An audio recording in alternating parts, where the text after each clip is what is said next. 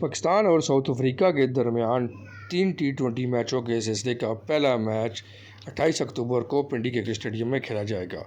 پاکستان اور South Africa کے درمیان T20 کی اگر ہسٹری کا جائزہ لیا جائے تو دونوں ملکوں کے درمیان ابھی تک 24 T20 میچز ہوئے ہیں، جن میں سے 12 میچ پاکستان نے جیتے ہیں اور 12 ہی میچوں میں ساؤتھ افریقہ نے کامیابی حاصل کی ہے۔ اس طرح دونوں ٹیموں کا تاریخی حوالے سے جائزہ لیا جائے تو دونوں کے برابری کا رزلٹ ہے اور یہ سیریز بہت عام ہونے جا رہی ہے۔ جو بھی ٹیم جیتے گی وہ دوسرے سے سبقت دے جائے گی۔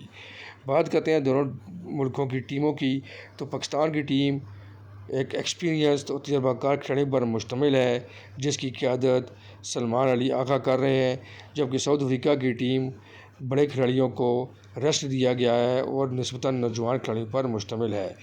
انہوں نے اپنے نوجوان لڑکوں کو T20 کھیلنے کے لیے سامنے لائے ہیں، اس لیے زیادہ پریشر پاکستان کی ٹیم پر ہوگا کیونکہ ساؤتھ افریقہ کے سارے کھلاڑی نہیں ہیں۔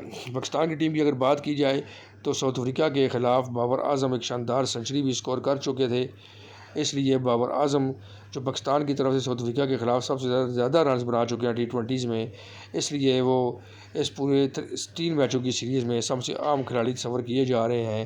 جس طرح انہوں نے پنڈی ٹیسٹ میں اپنی 50 مکمل کی ہے، اس سے یہ ظاہر ہوتا ہے کہ وہ ایک دفعہ دوبارہ فارم میں واپس آ چکے ہیں، اس لیے بابر اعظم سے بہت زیادہ امیدیں ہیں۔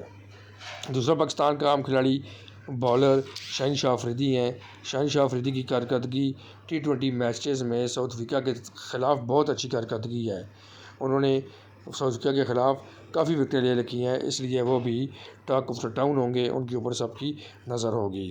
پاکستان کی ٹیم بیلنس ٹیم ہے، نئے کھلاڑی بھی لے کر آئے گئے ہیں۔ سلمان علی آقا کے سمیت بابر اعظم ہیں، محمد رضوان ہیں، بولنگ میں شاہین شاہ افریدی ہیں، حارث رؤف ہے، اور جو لیگ اسپنر ہیں اس میں عثمان قادر کو لایا گیا ہے ٹیم کے اندر، ان کو بھی شاید میچ کھلائیں۔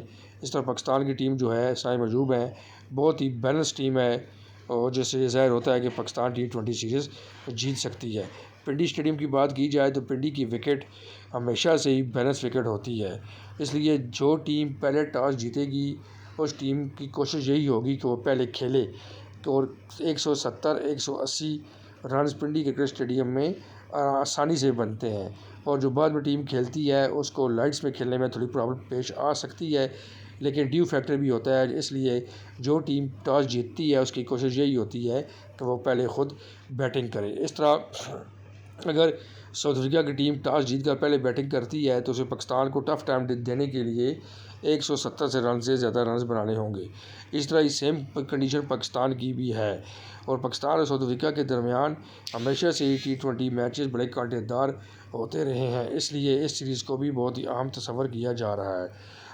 پنڈی کی وکٹ میں اسپن بالرز کے لیے بھی بڑی مدد ہوتی ہے۔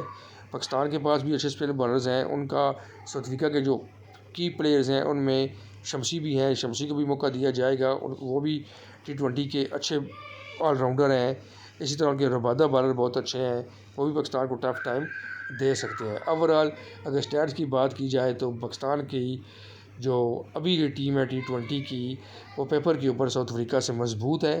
ساؤتھ افریقہ کے جو سینئر کھلاڑی ہیں وہ ریسٹ کر رہے ہیں۔ ساؤتھ افریقہ کی طرف سے کوئنٹن ڈی کاک جو ہیں وہ خطرناک ترین بیٹسمین ہیں۔